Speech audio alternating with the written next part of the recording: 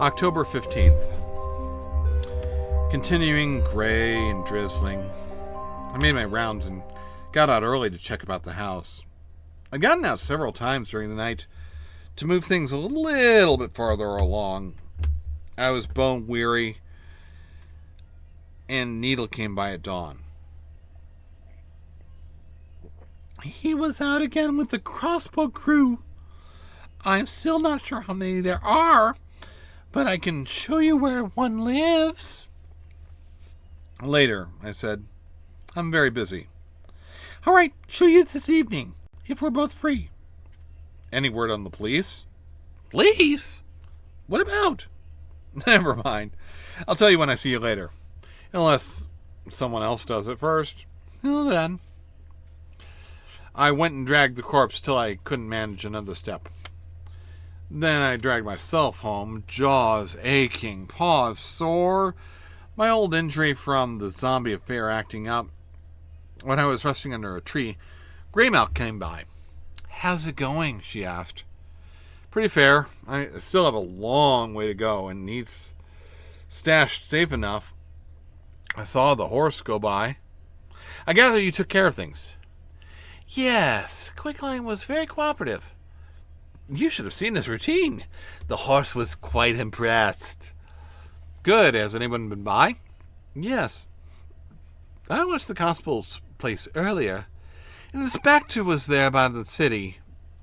So were the great detective and his companion. Poor fellow. Did they stay long? Not the inspector. But the detective stayed to visit the vicar and several others. Oh. My. I wonder what he told them. I wasn't in a position to hear, but the detective did considerable strolling about the neighborhood afterwards. They even went somewhere afield, towards the good doctor's place. Didn't go off in the count's direction, then? No, they stopped and asked Owen about the beekeeping, though. A pretext, of course. And I was near when they noted the arrows stuck in the side of your house. Ugh! Forgot I have to do something about those. I have to go bury some things now, she said. I'll try and talk to you again later. Yes. I have some work to do, too. I made my rounds again. Then went out to drag the inspector a little further along. Having done it both ways, they're easier when they're stiff than when they're limp. And he was limp again. Evening. Jack wanted to go out again. When it gets to this point in the game, there's always a few last-minute items on the shopping list. This time, the place was swarming with patrolmen, some of them walking in pairs. Crazy Jill swooshed by at one point, turning a few heads through the open door of the gin mill, and I saw Rastoff seated at a table alone in the pub. They saved for a bottle of vodka and a glass. I wonder what happens to Quicklime on these occasions. If he's gone internal? A rat resembling Bubo scurried by, a finger in his mouth. Owen went staggering past with a pair of fellows, face streaked with coal dust, singing something incomprehensible in Welsh.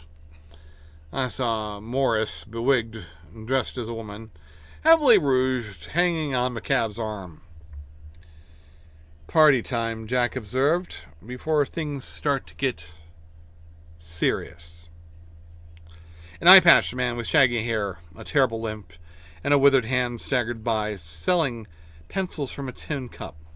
I went on point even before he emerged from the fog, recognizing the scent that it was the great detective in disguise. Jack bought a pencil from him and paid him handsomely for it. "Lost you, Gova?" Limped off. Our quest was extremely difficult this time. I must say the master took unusual chances. As we were fleeing, a number of patrolmen in pursuit, whistles ablaze, a door opened to our left, and a familiar voice, "In here!" We ducked inside. The door was closed softly behind us, and moments later I heard the police pass.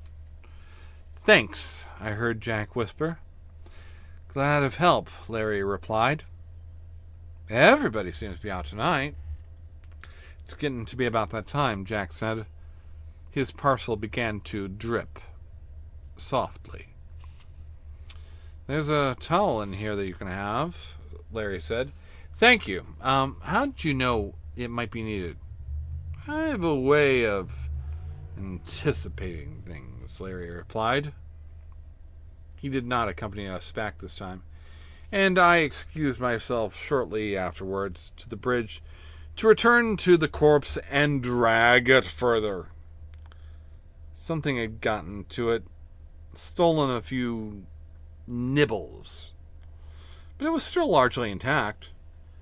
As I was struggling along, I thought I heard Greymalk's voice greeting from somewhere overhead, but my mouth was full, and I didn't want to stop work to look up.